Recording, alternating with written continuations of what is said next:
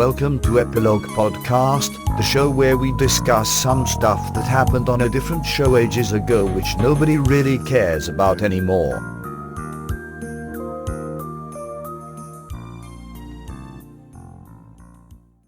Hi, I'm Portponky. And I'm LeBloc. Today we're discussing Deep Space Nine, Season 7, Episode 23, Extreme Measures. Bashir and OBrien capture Sloan and infiltrate his mind. How did you feel about this episode? Once again, I really enjoyed the episode. They are on an awesome streak. Pretty much, yes. I don't think anyone would disagree with that.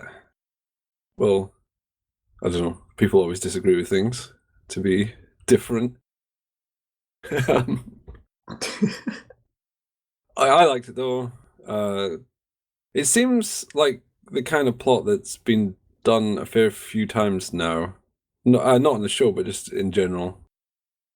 With things, films like The Matrix and Inception and stuff like that. I was definitely thinking of The Matrix when... I mean, the Matrix doesn't own this idea, but when he's talking about, oh, it hurts because your mind thinks it's real, it made me think of The Matrix. Your mind makes it real. So yes, it's been done before, but it didn't feel stale here. And we have to remember that this is super old at this point. The Matrix actually predates this episode by a couple months, I think. Oh, okay. I forget The Matrix is old. I'm old. We're all old.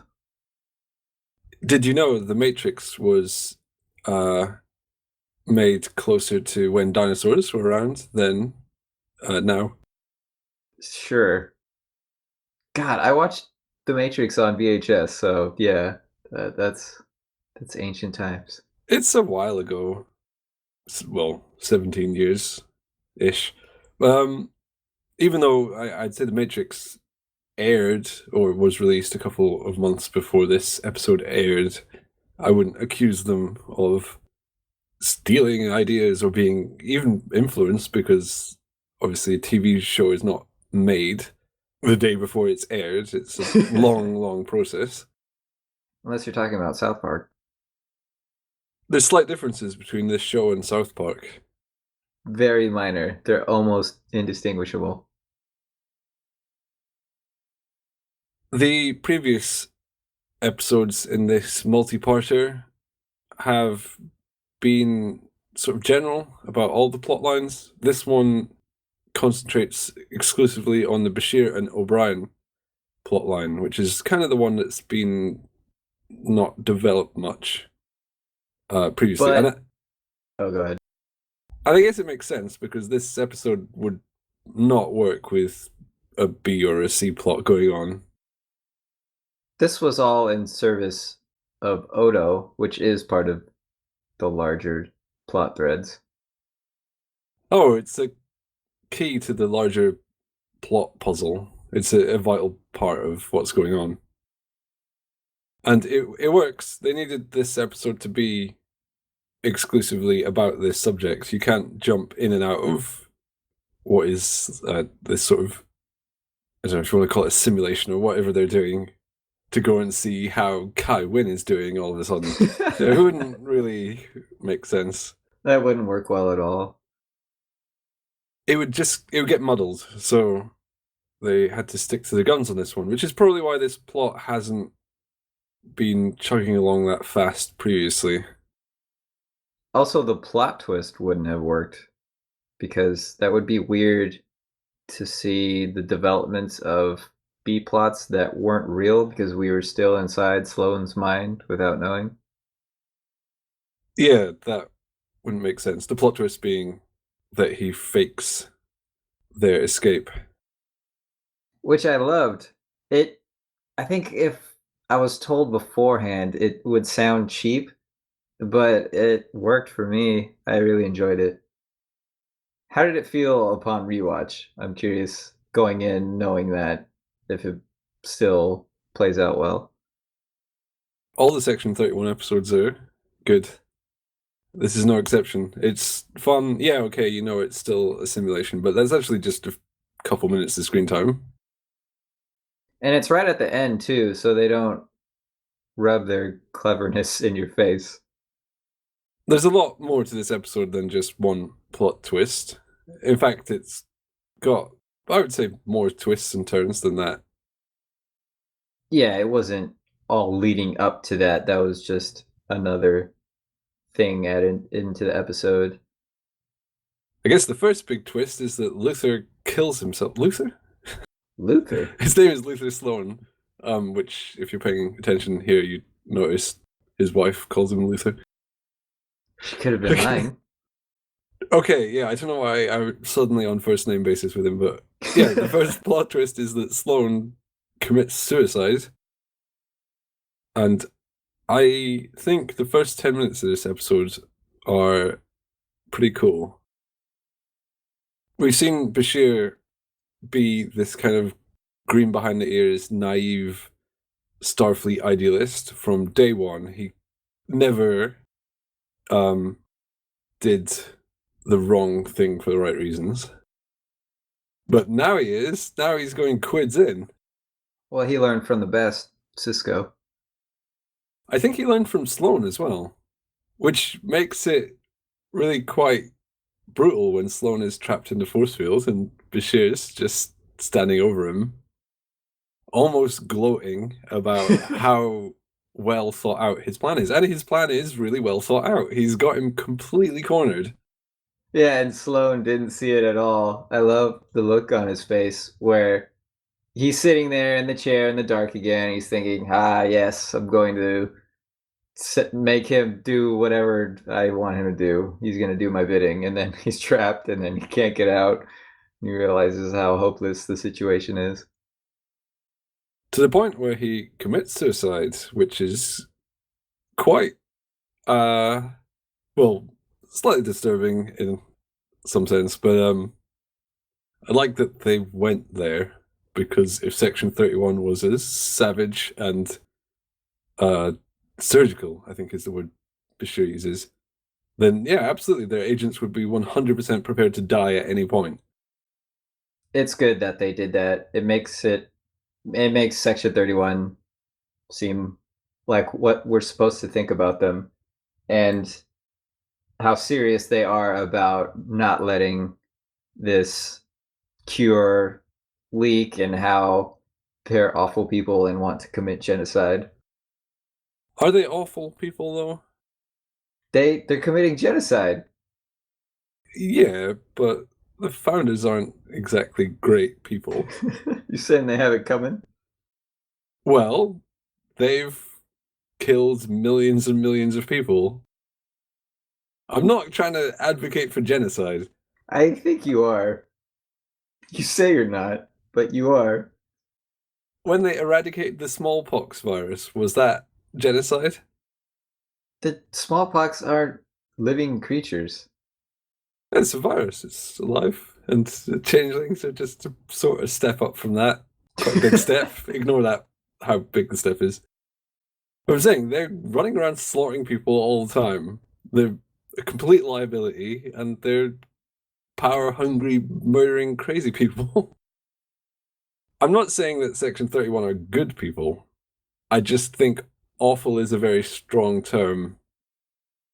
The founders are far from innocent. They're willfully trying to destroy the human race, or subjugate it, but probably with any body count they care to take.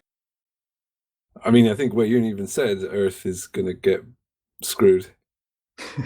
So in an us or them situation, okay, I guess they jumped to genocide fairly quick. But really awful? Can't you just say at least like a little naughty?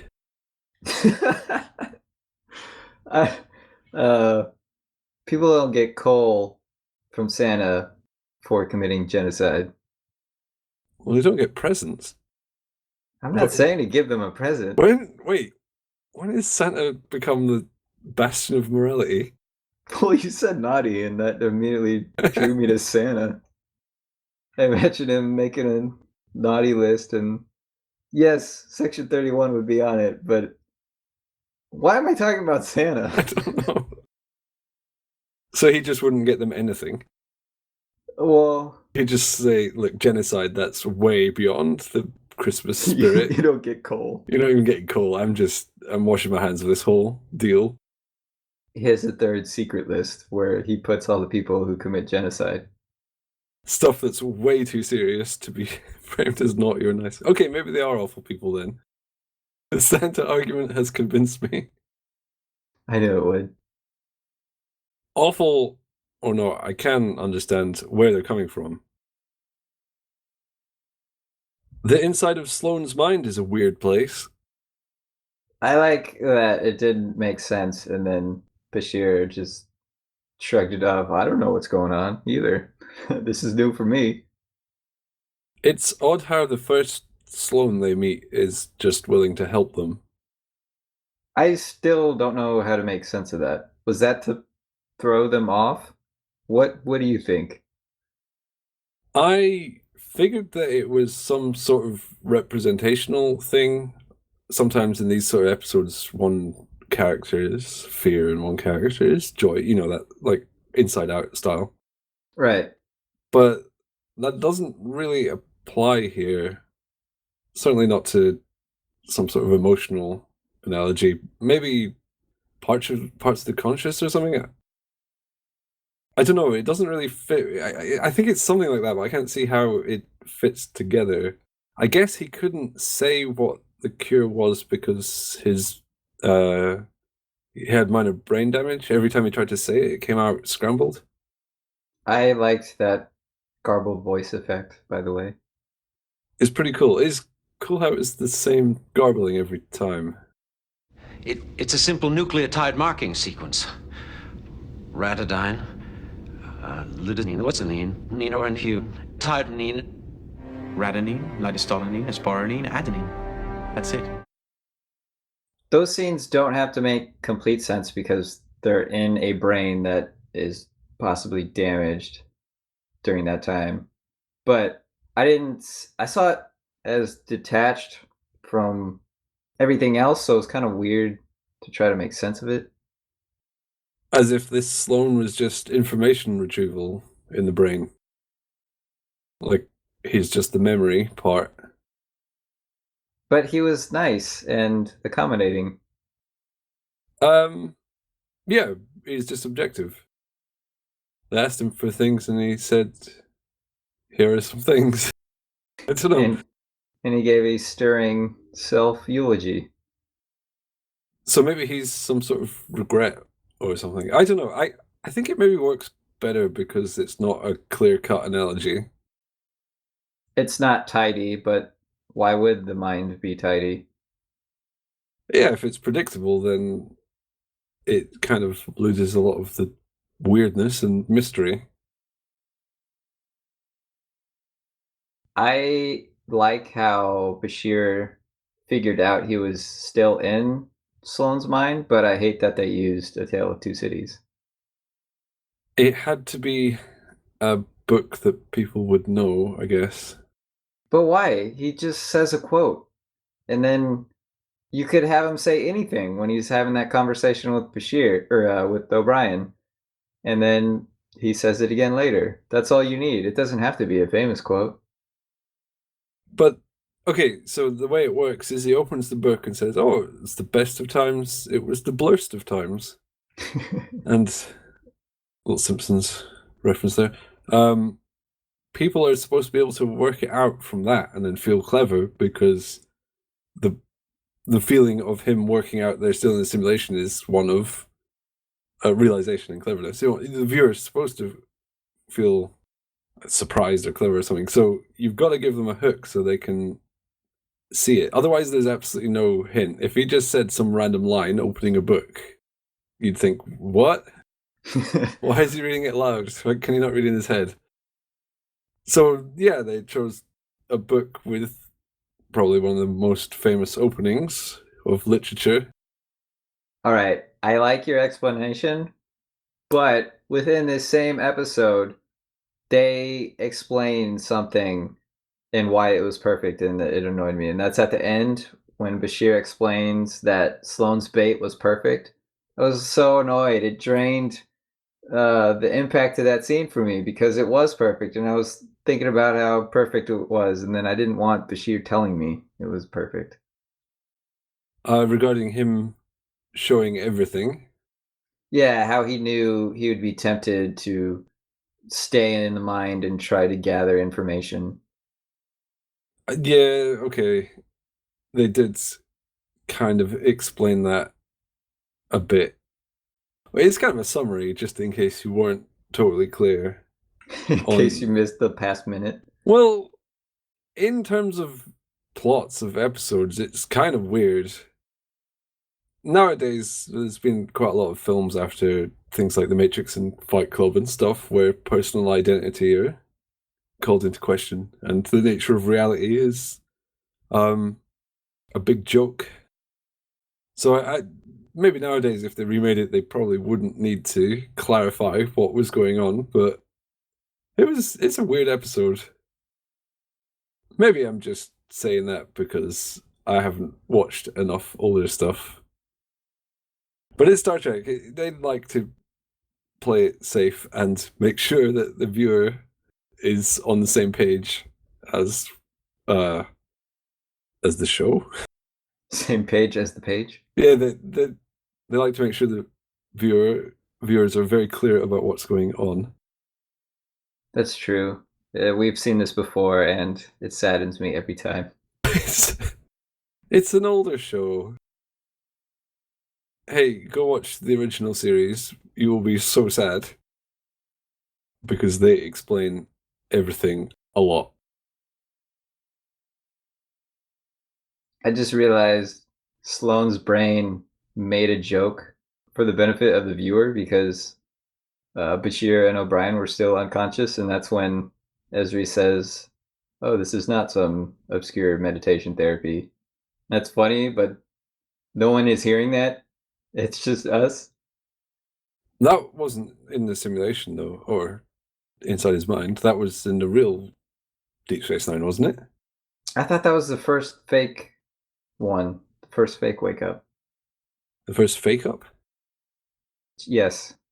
Well, there's no real way of telling, but presumably that was the real Cisco and Esri, because at the end, they're there, aren't they?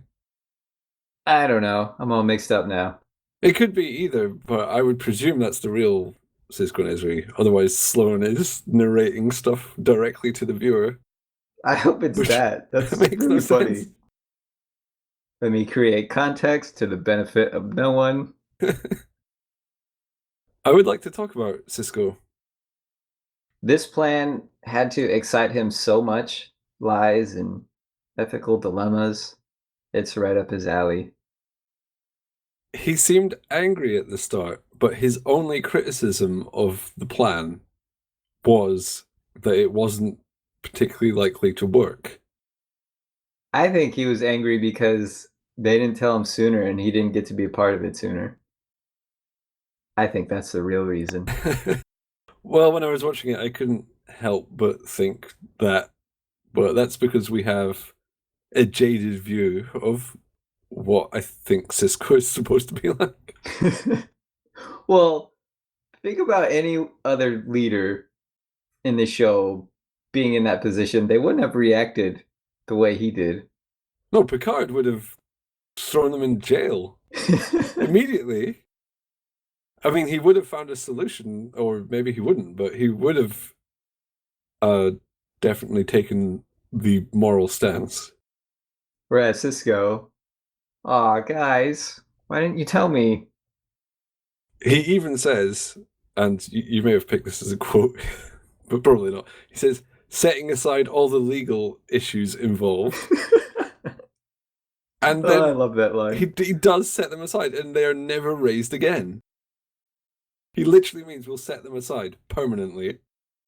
Forget about breaking the law. I'm cool with that. Couldn't you have come up with a more reliable plan? Not less illegal, just more reliable. Yeah. One with better odds.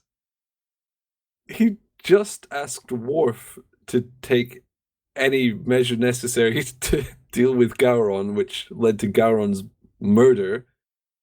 And now he's like, yeah, couldn't you think of a better, more reliable plan? If you read between the lines, he's a good wartime leader. That's what I'll say. I'll agree. He's probably in Section 31. He probably founded it. Went back in time. Yeah, well, he's done it before. He's Gabriel Bell.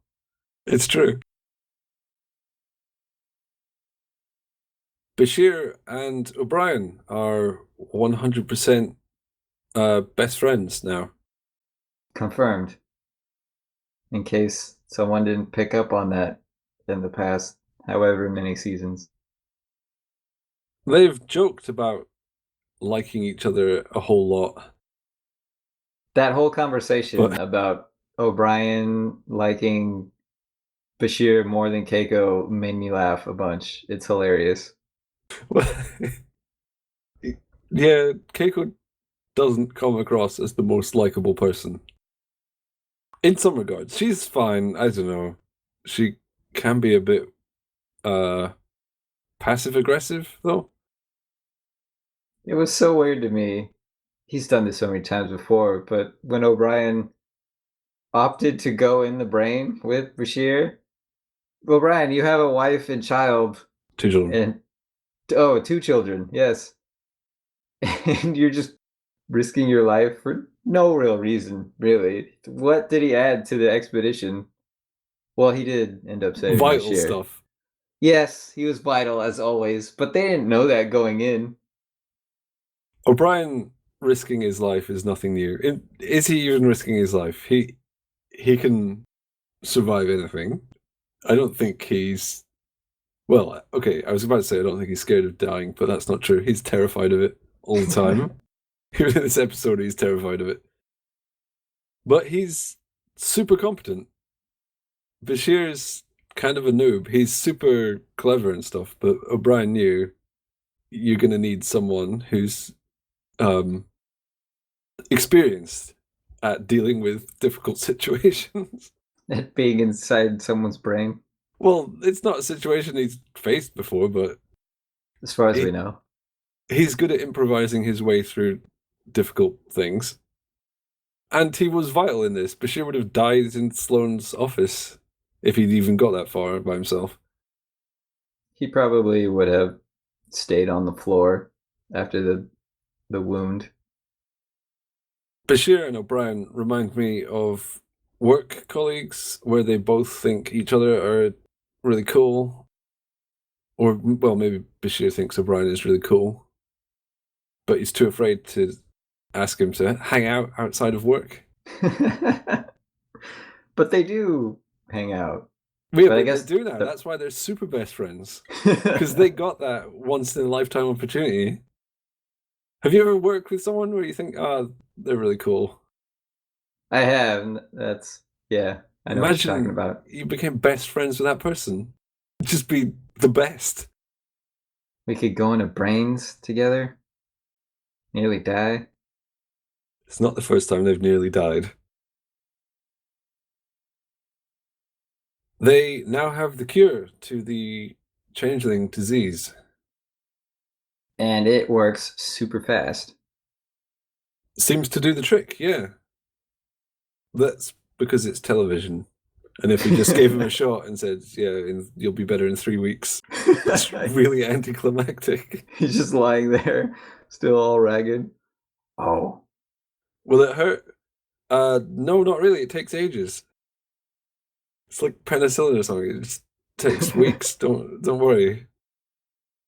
Or what if he still did the same animation and then said, just joking. I'm actually in terrible pain, and it didn't help at all.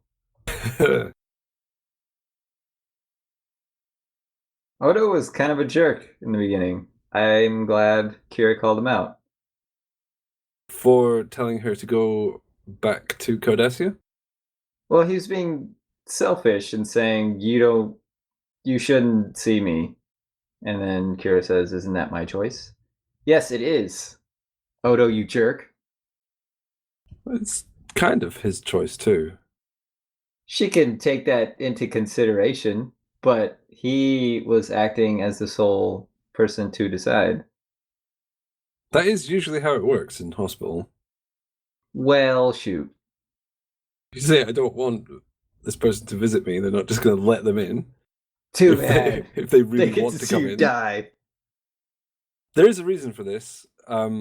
It's quite in character, but originally the characters in the episode were different, and the episodes it kind of had a few rewrites, or not rewrites, but in the planning stages, what the content of the episode changed. It was originally going to be Kira and Odo tracking down a cure. Oh. But then they were involved in the uprising, so it had to be pushed onto Bashir and OBrien, who didn't have sort of much going on. So that's why they've got this plot. I mean, I don't want to go into it too much, but this is the first huge multi-part thing they've done. I mean, they did a 6-parter in season 6. But even then, a lot of those episodes were independent. Here, a lot of the episodes thread together, and they were all written kind of in big groups, and a lot of stuff was moved around. Oh, so they changed how they typically write for these episodes.